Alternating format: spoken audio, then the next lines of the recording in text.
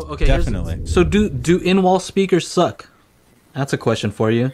Have you found any that you think are like pretty good, or do you prefer if somebody were to say like I can do in-walls, or I'm down to do just like some floor standing speakers? Well, there's just no question that the floor standing speakers are better. I mean, like it's even like for example, we did this one recently where it was like I did the KEF speakers, and they were the thin ones that sit outside the wall, and they just sound so much better outside the wall. You know, really? I think you lose some quality because it's like going in the wall, and you're losing. So if you can find the speakers that have the mounts that go inside first, and try to like prevent some of the lost sound. But I mean, when I'm listening to like in-wall speakers, and the same priced, floor standing speakers are just a lot more powerful. They just sound a lot better. Like what's something that you've noticed is like a common thing with in-wall speakers? Like what's something that you hear that they all kind of have no matter what the price range is? The in-wall, what's the downside speakers to them? Well, kind of like what do they have in common? Like what is the thing that they don't do well? Well, I don't know. I think that you can get some good separation if you have good speakers. I mean, like when you put in good in-ceiling speakers, like I like that you can really stretch out the room, as opposed to like when you're trying to do, like if you're trying to mount speakers, right, it's hard to get speaker wires around the corner and down the wall for like if you're putting a attached speaker. So if you can get it spread out, it helps in that manner. I don't know. I think just in general, sometimes it just sounds muddy, or it just, they just don't sound clean. Sometimes, a lot of times people just buy crappy speakers too. So difficult. It's hard to get good speakers and then like get to listen to them when they're done and be like, okay, that's a good system. Like, a lot of people just don't spend the money of that. You'd think they would on quality products, because they make some pretty expensive in-wall speakers too, right? Yeah, you guys like Dyna Audio? The Dyna Audio? Yeah, I haven't heard any of them. Yeah. So I did what did I do? Let's think. I think I did 7 in-ceiling Dyna Audio rounds, like 8-inch speakers. They were like $900 each or something like that, and I hooked it up to like an 11-channel Marantz, AVR, and man, that thing sounded really good. I mean, you could hear when they did the little Dolby Atmos or Dolby Digital. Well, I don't think at that point it was just not Atmos, but man, you could really hear it was like pinging all around the room, and it sounded quite good. And they had good bass, and they had a couple subs and stuff. But because we saw those Sonos ones, right? Chana and Michael, they were showing us their in-wall stuff. I'm like, oh well, I'm pretty sure they look nice. That bad? Yeah, they look nice. Yeah, no, those ones look nice. But Randall says the KEF reference sound good. In-walls are pretty amazing. Aren't those like 10 grand? I'd hope they would be then. I know the KEF reference are 10 grand, I think a pair. But what do you? I had a question for you. Oh, how did that Sonos Arc install with like the 3 subs, and what was that all about? Oh yeah, so I just did the video with where a lot of people ask me like, if you have the Sonos Arc, what to do next, and then I'm like, okay. So I just did a video where I just take it to the max, and I end up putting, Sonos Arc, 2 subs, and then use the 2 5s for rears. So, you got like still a 5, now it's a 522, but I mean, putting those 5s, it's dramatically louder than having the 1s as the rears. And my room is not big enough for it.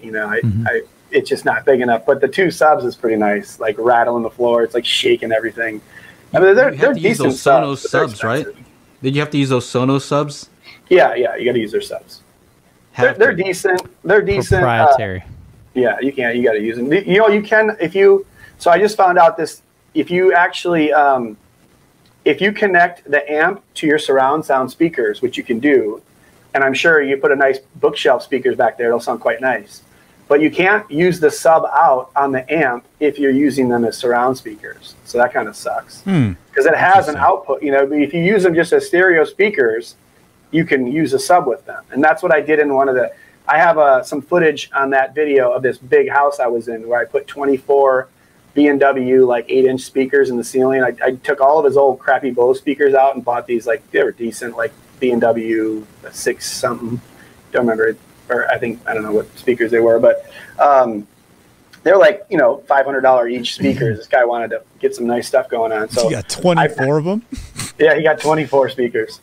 No, they were already in the ceiling, so I just spent like a month doing work at his house, and Okay.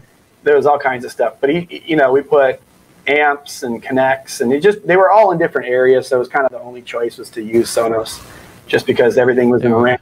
He had 2 amps were outside, and so we just put a bunch of got a bunch of Bose outdoor speakers by the pool. It was just this massive bachelor pad. So, but I don't even know what the question was anymore. It started off with the Sonos stuff. Yeah. You see, Tristan Jones going to be the health code guy. New channel Code guy coming up. Yeah. That's funny. Man. No, regarding the in-wall speakers, like there's definitely good in-wall speakers, but I was just saying, like, if you take someone's top in-wall speakers and you play them right next to their top, speakers, there's just no comparison. It's just not a comparison. It's not even close. There's just much more power. Typically, there's a pretty good compromise there. Yeah. Do you want aesthetics or do you want performance?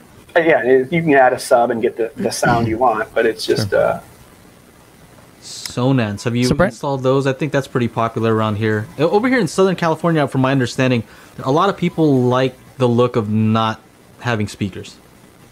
Yeah. It's kind of like a thing over here. I don't know about other states, but for sure over here I've heard from other installers that people don't want to see speakers. That definitely. Yeah, a lot of people are trying to minimize. I do a lot of minimizing where I take out a lot of technology, and I have to convert to newer technology, and so that is true. The Sonance works with Sonos, so it's kind of confusing. They should just throw Sanus in there too. They can all work together and make us all confused. The 3S. Yeah, it's terrible. But they do work, and they have like the Sonance 4.1 where they run them in series, and you have four like little speakers you can just slam into your dirt outside, and they have like the little nice the speaker, and then they have like a mushroom sub. It's like this big old mushroom looking sub, and so you can put the sub anywhere along the series, and it's actually a pretty cool system. But I think you pay like $1,500, so you take the amp out of it. It's like $700, so you're paying like $700 or $800 for the rest of the speakers. They're pretty good. They're a little bit pitchy. You can't really mess with the sound on them too much. There's not a whole lot you can do about it.